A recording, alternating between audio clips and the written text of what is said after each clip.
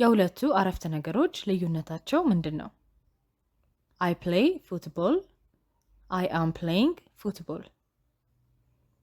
ሁላችሁም እንደምትሉት የሁለተኛው አረፍተ ነገር ላይ am የሚለውና play የሚለው ላይ ደግሞ ing የምትለው ቅጥያ ተጨምራለች። ስለዚህ አንደኛው ልዩነታቸው እሱ ነው። ሁለተኛውና ዋናው ልዩነታቸው ደግሞ ትርጉማቸው ነው። I play football ስንል እግር ኳስ እጫወታለሁ። I am playing football ስንል እግር ኳስ እየተጫወትኩ ነው። ልዩነታቸውን በደንብ ስንመለከት I play football ወይም እግር ኳስ እጫወታለሁ ስል አንደኛ እውነታ እየተናገርኩ ሊሆን ይችላል። ሁለተኛ ደግሞ ሩቲን ወይም በየጊዜው የማደርገውን ልማድ እየተናገርኩ ሊሆን ይችላል። I am playing football ወይም እግር ኳስ እየተጫወትኩ ነው ስል ደግሞ በዚህ ሰዓት እያደረግኩኝ ያለሁትን ድርጊት እየተናገርኩ ነው ማለት ነው። የመጀመሪያው አረፍተ ነገር በፕሬዘንት ሲምፕል ቴንስ የተጻፈ ሲሆን ሁለተኛው አረፍተ ነገር ደግሞ በፕሬዘንት ኮንቲኒዩስ ቴንስ የተጻፈ ነው። በዛሬው ቪዲዮ የፕሬዘንት ሲምፕል ቴንስ እና የፕሬዘንት ኮንቲኒዩስ ቴንስ ዋና ልዩነታቸውን የምናይ ይሆናል። ከዚህ ቪዲዮ በኋላ አንድ አረፍተ ነገር በየትኛው ቴንስ እንደተጻፈ እንደምትለዩ እርግጠኛ ነኝ።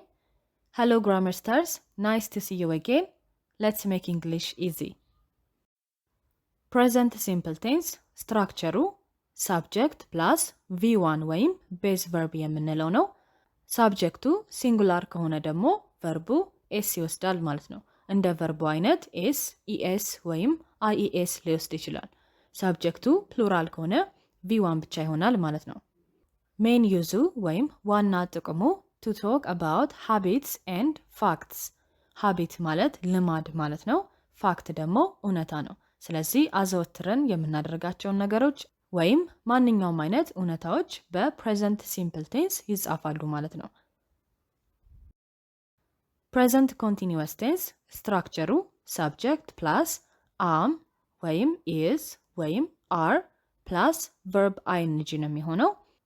አሁንም እዚህ ጋር ሲንጉላር ሳብጀክት ካለን ኢዝን እንጠቀማለን። ፕሉራል ሳብጀክት ካለን አር ሚለው እንጠቀማለን። አም የምትለዋን ደግሞ አይ ለምትለዋ ፕሮናውን ብቻ እንጠቀማለን ማለት ነው።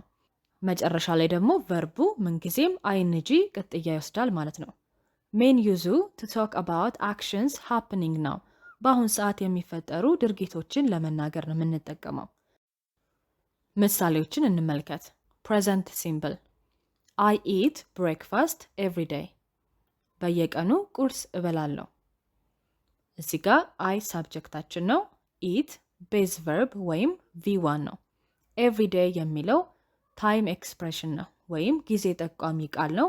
ኤቭሪዴይ ማለት በየቀኑ ማለት ነው። ስለዚህ በየቀኑ ቁርስ እበላለሁ ስንል ሃቢት ወይም ልማድ እየገለጽን ነው። ፕሬዘንት ኮንቲኒዩስ ስናይ I am eating breakfast now። አሁን ቁርሴን እየበላው ነው። አይ ሳብጀክት ነው። አም አለ። ኢቲንግ የሚለው ቨርብ አይንጂ ነው ማለት ነው። ናው የሚለው ታይም ኤክስፕሬሽን ነው። ጊዜ ጠቋሚ ቃል ነው። ናው ማለት አሁን ማለት ነው። ስለዚህ ድርጊቱ በዚህ ሰዓት እየተካሄደ እንደሆነ ይገልጻል ማለት ነው። ሁለተኛ ምሳሌ I study English every evening። ሁሌ ማታ ማታ እንግሊዘኛ አጠናለሁ። አይ ሰብጀክት study V1 every evening ደግሞ ታይም ኤክስፕሬሽን ነው። አሁንም ሃቢት ወይም ልማድ እየተናገርን ነው ማለት ነው። ፕሬዘንት ኮንቲኒዩስ ላይ ስናየው I am studying English now። አሁን እንግሊዘኛ እያጠናው ነው። በአሁን ሰዓት እያደረግን ያለውን ድርጊት ይገልጻል ማለት ነው። ሶስተኛ ምሳሌ She works in a bank። እሷ ባንክ ነው የምትሰራው። እውነታ ነው። እዚህ ጋር ፋክት እየተናገርን ያለ ነው። ፕሬዘንት ኮንቲኒዩስ ሲሆን she is working now። አሁን እየሰራች ነው። አራተኛ ምሳሌ they play football every weekend። ሁሌ ቅዳሜና እሁድ እግር ኳስ ይጫወታሉ። ልማድ ነው፣ ሃቢት ነው። ፕሬዘንት ኮንቲኒዩስ ላይ they are playing football now። አሁን እግር ኳስ እየተጫወቱ ነው። የመጨረሻ ምሳሌ we read books every night። ሁሌ ማታ ማታ መጽሐፍ እናነባለን። ሃቢት ነው፣ ልማድ ነው። ፕሬዘንት ኮንቲኒዩስ ላይ we are reading a book now። አሁን መጽሐፍ እያነበብን ነው። በዚህ ሰዓት እየተደረገ ያለ ድርጊት ይሆናል ማለት ነው። እነዚህ ምሳሌዎች ላይ አብዛኛው ቦታ ላይ ታይም ኤክስፕሬሽኖች አሉ፣ ጊዜ ጠቋሚ ቃላት ማለት ነው። አረፍተ ነገሮች ላይ እነዚህ ካሉ ቴንሱን ለመለየት በጣም ቀላል ይሆናል።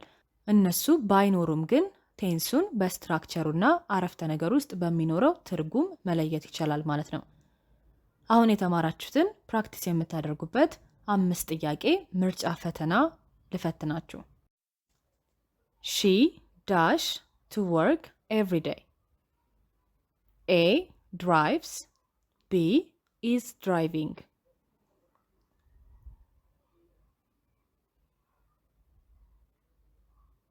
A drives. She drives to work every day. በየቀኑ ወደ ስራ እየነዳች ትሄዳለች። እዚህ ጋር ኤቭሪ ዴይ የምትለዋ ታይም ኤክስፕሬሽኗ ልማድ ወይም ሀቢት መሆኑን ትገልጻለች። ስለዚህ የምንጠቀመው ቴንስ ፕሬዘንት ሲምፕል ይሆናል ማለት ነው።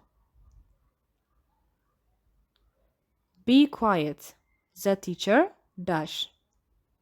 A teaches. B is teaching.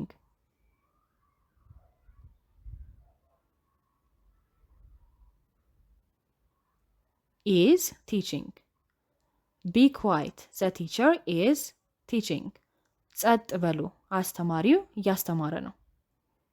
Be quiet ወይም ዝም በሉ የምትለዋ ንግግር ተናጋሪው በዚህ ሰዓት ስላለ ነገር እያወራ እንደሆነ ትጠቁመናለች ማለት ነው።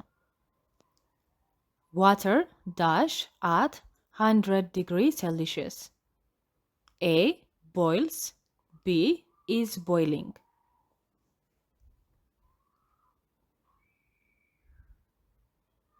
Boils.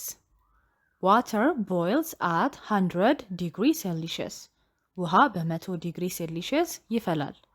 እውነታ ነው፣ ፋክት ነው ማለት ነው። Listen. Someone dash the piano. A plays. B is playing.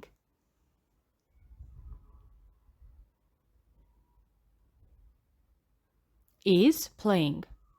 Listen. Someone is playing the piano. አዳምጥ፣ የሆነ ሰው ፒያኖውን እየተጫወተ ነው። አሁንም እዚህ ጋር ሊስን የምትለዋ ንግግር ተናጋሪው በዚህ ሰዓት ስላለ ነገር እየተናገረ መሆኑን ትገልጽልናለች ማለት ነው። ስለዚህ ወደ መልሱ የምትጠቁመን ሊስን የምትለዋ ቃል ናት ማለት ነው። Look, the bus dash. A comes. B is coming.